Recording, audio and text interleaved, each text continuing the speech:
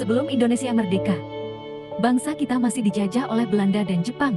Namun semangat untuk merdeka sudah tumbuh kuat di hati rakyat. Sebagai langkah menuju kemerdekaan, Jepang membentuk BPUPKI pada 29 April tahun 1945. Dengan 68 tokoh bangsa sebagai anggota dan Dr. Rajiman Weddiodiningrat sebagai ketua. Sidang pertama BPUPKI berlangsung dari 29 Mei sampai 1 Juni tahun 1945 untuk membahas dasar negara Indonesia merdeka. Dalam sidang ini, 3 tokoh penting menyampaikan gagasan mereka. Mr. Muhammad Yamin mengusulkan 5 asas: peri kebangsaan, peri kemanusiaan, peri ketuhanan, peri kerakyatan, dan kesejahteraan rakyat. Prof. Dr. Supomo mengemukakan gagasan negara integralistik, yaitu negara yang menyatukan seluruh golongan. Dan Ir. Soekarno, pada 1 Juni tahun 1945, memperkenalkan istilah Pancasila dengan 5 sila.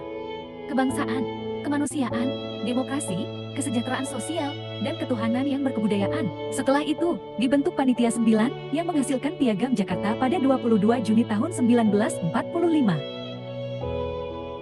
Rumusan awal sila pertamanya berbunyi ketuhanan dengan kewajiban menjalankan syariat Islam bagi pemeluk-pemeluknya. Kemudian, setelah BPUPKI dibubarkan, dibentuklah PPKI atau Panitia Persiapan Kemerdekaan Indonesia pada 7 Agustus tahun 1945. PPKI mulai bersidang pada 18 Agustus tahun 1945, sehari setelah proklamasi kemerdekaan. Dalam sidang itu, diambil 3 keputusan penting. Pertama, mengesahkan Undang-Undang Dasar 1945. Kedua, menetapkan Ir. Soekarno sebagai Presiden dan Drs.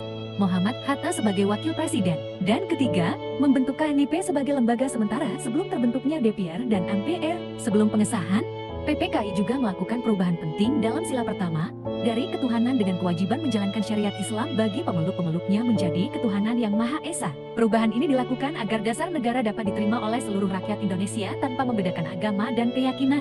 Dari sinilah, Pancasila resmi ditetapkan sebagai dasar negara Republik Indonesia.